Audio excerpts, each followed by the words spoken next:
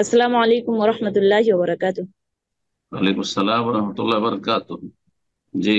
শেখ আমি আহ, কোথা থেকে? মালদা হরিশ্চন্দ্রপুর থেকে বলছি। মালদা। জি, জি। হরিশ্চন্দ্রপুর থেকে। আচ্ছা, হরিশ্চন্দ্রপুর, মাশাআল্লাহ। বলেন। শেখ, বলছিলাম যে যখন কোনো ভালো কাজ করার ইচ্ছা করি তখন তো আগেই নিয়ত করি, কিন্তু হঠাৎ কারো কোনো উপকার করলাম ছোটখাটো ব্যাপারে, তখন নিয়ত করা হয় না, কিন্তু তারপরে কি ওই সে নিয়তটা করা যাবে বা সেই সবটা পাওয়া যাবে? ভালো কাজ করে দিলাম ওটা।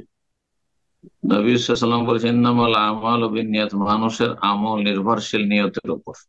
নিয়তের ক্ষেত্রে ইখলাস, নিষ্ঠা হচ্ছে যে আল্লাহর সন্তুষ্টির নিয়ত করতে হবে, পরকালে পারিতোষিক পাওয়ার, প্রতিদান পাওয়ার নিয়ত করতে হবে, যেন দুনিয়ার তুচ্ছ নিয়ত শুধু না থাকে। কারণ অনেকে যেন ভালো কাজ করে আর মনে করে যে দুনিয়ার যেন আমি এই অনিষ্ট হতে বাঁচতে পারি, দুনিয়ার জন্য এই মঙ্গলটি হাসিল করতে পারি, তাহলে এটা কিন্তু তুচ্ছ নিয়ত। যদিও সেটা হাসিল হবে, কিন্তু আখিরাতে কিছুই পাবেন, ওলামারা বলেছেন। এই জন্য নিয়তের ইখলাস, পরকাল যেন আমাদের মুখ্য উদ্দেশ্য হয়, আর আল্লাহ সন্তুষ্টি, রেজামন্দি যেন আমাদের লক্ষ্য উদ্দেশ্য হয় বড়। আর তারপরে দুনিয়া আল্লাহ দিয়ে দিবেন, দুনিয়া তার সাথে দিয়ে দিবেন, দুনিয়া তার সাথে সামিল করে নেন, কোনো অসুবিধা নেই। নিয়তের ক্ষেত্রে জয় নয় যে সবসময় প্রতিটি নিয়তের নবায়ন করতে, বরং নিয়তে প্রশস্ততা রাখলে যথেষ্ট।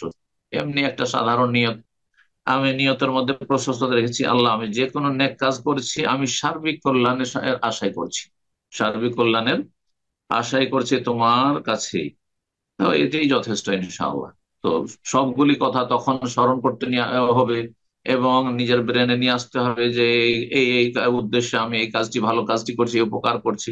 না, কোনো আবশ্যক না। জি। আল্লাহ তাআলা আলামিন। আসসালামু আলাইকুম ওয়া রাহমাতুল্লাহ। ওয়ালাইকুম আসসালাম রহমতুল্লাহ বরকাত। এক প্রশ্ন ছিল যে কোথা থেকে কোরআন, বলছেন? আমি বাংলাদেশ ঠাকুরগাঁও থেকে বলছিলাম। জি, বলেন।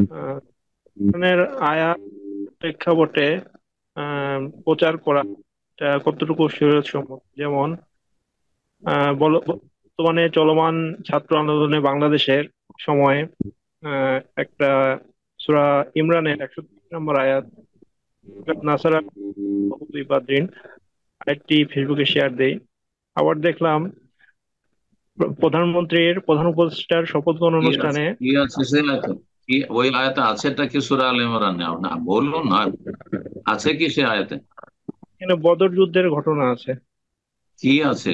বলা কি হয়েছে? আপনি শ্রোতা আপনার কি বুঝবে আপনার প্রশ্ন থেকে, আর আমি বা কি বুঝবো যে তাতে কি আছে? বলেন আপনি। সেখানে কি আছে?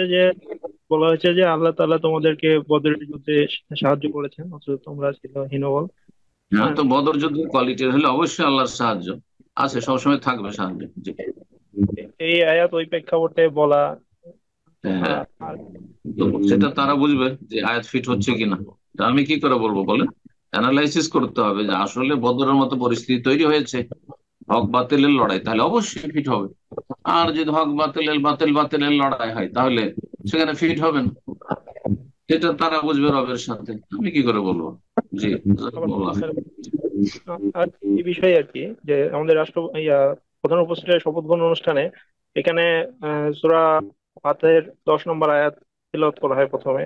তো এইটা হুম। মানে আহ, মানে সঠিক হ্যাঁ, কিনা বা রাষ্ট্রনায়ক, রাষ্ট্রনায়ক মুসলিম, রাষ্ট্রনায়ক মুসলিম, আর সেখানে বায়াতের আয়াত, শপথের আয়াত পড়ানো হয়েছে। আর শপথ যে পুরোপুরি ইসলামিক সিস্টেমে যদি শপথ হয়, তাহলে সেটা ভিন্ন রকম। কিন্তু পুরোপুরি না হলে আংশিক, মুসলিম শাসক, মুসলিম দেশ, এবং তারা ইসলামকে অস্বীকার তো করেন না, যে আমরা ইসলাম মানি না। হ্যাঁ, সুতরাং তাদের আনুগত্য আছে।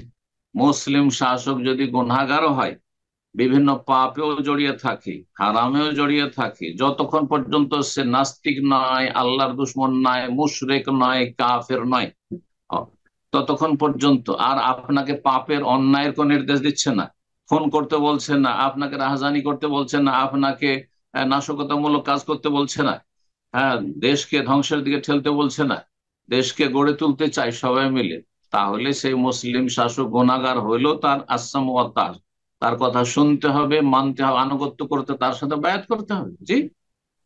বারাকাল্লাহ ফিক।